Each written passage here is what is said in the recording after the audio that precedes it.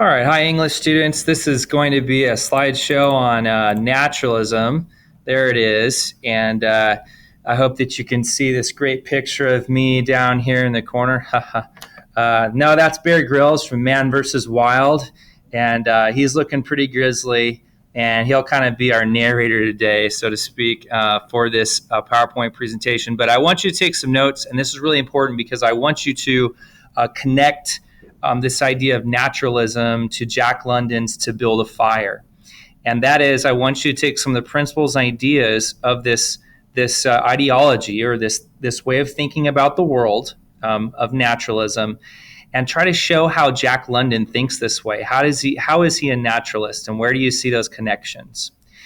Before we take notes, I want you to answer this question at the top of your notes. Have you ever felt you are not in control of the natural world around you? Think extreme cold, heat, dangerous animals. Just write a little anecdote, a little story, something that happened to you or someone around you that had to do with not being in control. Go ahead, pause this video and go ahead and do that for about a minute. Okay, so hopefully you wrote something down. You have an idea of what it's like to not be in control of the world around you. And if you've experienced something like that before, you would probably have a pretty good conversation with a naturalist, because if you were to talk to a naturalist, they would probably tell you that that's exactly the way things are, that the world is not in your control, and that we're really just following along with natural types of instincts, natural types of phenomena that happen in our environment. Let me give you a better definition than that, though. Let's start with where it began. Naturalism stems from realism, and this is a thought, a way of thinking about the world, an ideology that emphasizes the depiction of life as it is lived. So it can be that that we live life day and day in a factory. So life is pretty rough, or it could be that the life is lived from day to day, and things are idealistic. But it's more, realism is more focused on humans. It's more focused on our experiences in social settings. Naturalism is focused more as the word gives away, of the natural world. But even more than that, it's more about the brutal aspects of existence. So it gets more brutal. It tries to depict life in all of its reality. It's real realism. These are the true. This is the way things truly are, the cold equations of life, if you will. So here, let's get a better definition even.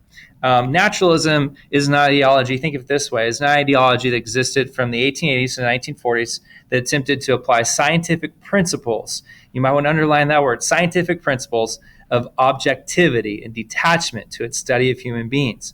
So when you think of that idea of objectivity, think of it this way, is that we're objects, that you're not thinking about things in terms of right or wrong even. It's just that things are, okay? We're natural beings and we just exist on this earth. Think of humans as beasts, okay, in relation to the environment.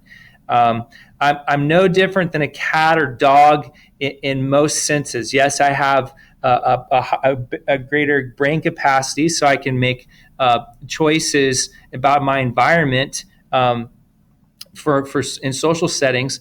But I'm not that different than another beast. I'm part of the natural world.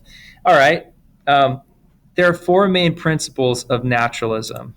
Okay, one, man is alone in an uncaring universe. There's no one to look out for you. There's no divine intervention. In other words, things don't happen for a reason. They just happen, and no one cares. Kind of sad, right? If an asteroid hit and destroyed Earth, no one would care or know. There's no divine being. There's no God. There's nothing that would say that one thing cares one way or another. Nature is apathetic. Okay, nature doesn't. It's not for you. It's not against you. It just is. So it's not hostile. It's not against you. It's just nature exists, and we exist in that natural realm. And if something happens to us, we make a bad choice, then there will be consequences, because the universe is governed by the laws of nature. And social Darwinism is part of this idea. You don't need to worry about this too much, but this is the idea that that there are certain social characteristics between people, and and so we also live out our own laws of nature in social settings. We live that out naturally every day. Charles Darwin's really important because Charles Darwin, in the 1880s, publishes a number of things. But number one, he publishes The Origin of Species, which gives this idea of natural selection, that we're naturally selected in our environment based on choices we make, and that nature pulls out the stronger specimens to survival. And therefore, we have adapted over millennia, and we're the result of good choices or bad choices that have naturally happened. So we are naturally selected. There's no fate, no divinity, meaning that things don't happen for a reason, or things aren't, the stars aren't against you, or anything like that. Life happens in cycles. Okay, think of Hakuna Matata, right? We've got the natural cycle of life, and if you walk over the edge of a cliff, no one's going to help you. You're just going to die, and you're going to go back to the ground, and you're going to become particles of dust, and a tree will grow from that or something. All right, but the idea is that we've got this cycle of life, but you can tell that it's a pretty negative view on life in terms of there being a morality, a right and wrong, and this idea of a divinity over all of it. Number three, man is at the whim of forces he can't control. So you're not in control of your genetics. You were given a certain genetic code, and if your genetic code doesn't give you the dispositions to make good choices, then that's how it is. Or if your genetic code is good, it can help you overcome certain circumstances.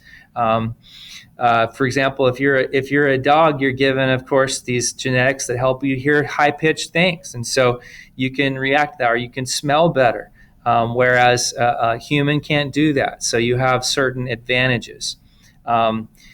This idea is of government, that again, social settings, that man can't control government, that this is part of nature, that man is part of nature too. Try to get this in your head, that the man is part of this natural environment, and the government is a natural outpouring of that, and that we can't control government. Determinism is the idea that we still have free will, but we're somewhat determined on our path, meaning that we know the outcome based on a lot of different decisions that we're going to make because of our genetics. Okay, if that's really confusing to you, don't worry. Just try to get the main point there. The man is at the whim of forces he can't control. Just think of that guy who's out in the cold and he can't control it, and he can't overcome that hurricane or something like that. Last one, man is simply an animal. Given the right conditions, that we would thrive. We have opposable thumbs, we have advanced brains, but given the wrong conditions, we wouldn't survive. Cockroaches are just the same as humans. They do just as well in the right conditions. You've heard this idea of if there was an atomic bomb, what would live? Cockroaches would live. And Flo from the Progressive commercials. Just kidding. No, she's gone too. But seriously though, that we're basically the same as all other animals. Dominion and superiority are circumstantial, meaning that it just depends on the circumstances who's going to be stronger. So if you have a man and a dog in the Arctic, who's more likely to win between those two? Who's going to actually overcome the circumstances? So those are some of the ideas there in naturalism. Here are some themes. This idea of survival. So if you're reading a naturalistic piece, this idea of survival is going to come up. The idea of determination, that you're trying to overcome these odds. Maybe a person is trying to overcome these odds, but has a hard time. Nature is indifferent. It's not for you or against you. It just is, and it acts upon humans' lives. Again, there's a brute within, this idea of instincts and overcoming. This conflict happens in man versus nature, that sort of universal theme, or man versus himself, trying to overcome his own weaknesses and his own shortcomings to overcome natural type of events. Violence. If you freeze to death, it's not very pretty. Difference, deterministic universe, okay? or the forces of heredity, environment as they affect the individual. What have you been passed? What sorts of things have you gotten heredity wise?